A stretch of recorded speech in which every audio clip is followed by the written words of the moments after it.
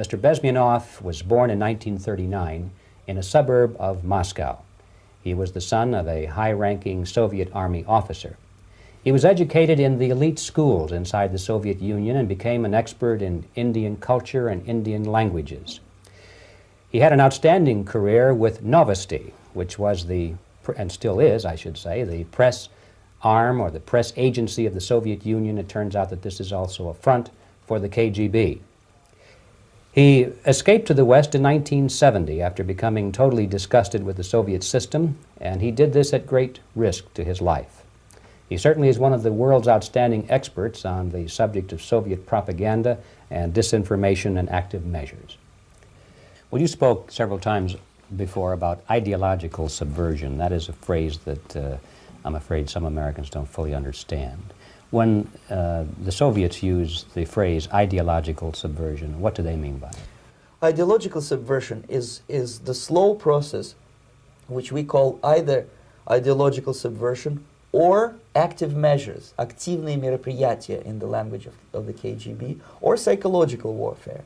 What it basically means is to change the perception of reality of every American to such an extent that despite of the abundance of information, no one is able to come to sensible conclusions in the interests of defending themselves, their families, their community, and their country.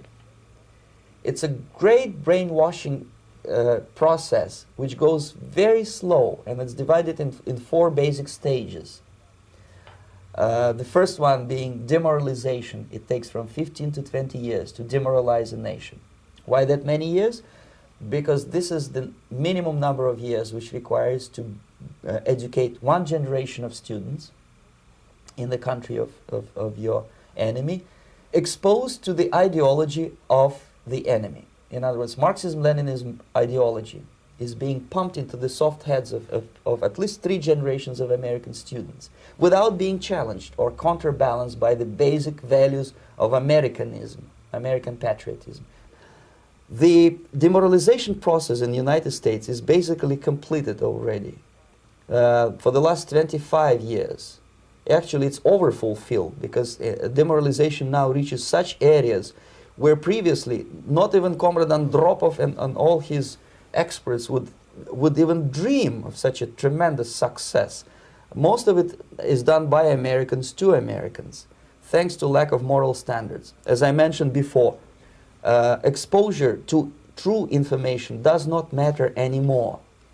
A person who was demoralized is unable to assess true information. The facts tell nothing to him.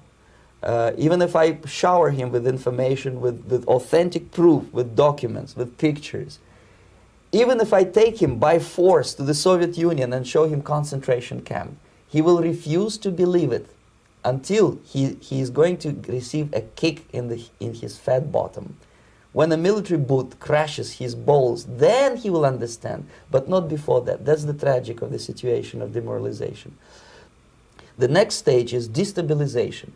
This time, subverter does not care about your ideas and the patterns of your consumption. Whether you eat junk food and get fat and flabby, doesn't matter anymore. This time, and it takes only from 2 to 5 years to destabilize a nation, what matters is essentials: economy, foreign relations, defense systems. And you can see it quite clearly that in some areas, in such sensitive areas as defense and economy, the influence of Marxist-Leninist ideas in the United States is absolutely fantastic. I could never believe it 14 years ago when I landed in this part of the world that the process will go that fast. The next stage, of course, is crisis. It may take only up to 6 weeks to bring a country to the verge of crisis. You can see it in Central America now. And after crisis, with a violent change of power, structure, and economy, you have so-called the period of normalization. It may last indefinitely. Normalization is a cynical expression borrowed from Soviet propaganda. When the Soviet tanks moved into Czechoslovakia in '68, Comrade Brezhnev said, "Now the situation in brotherly Czechoslovakia is normalized." This is what will happen in the United States if you allow all these schmucks to bring the country to crisis.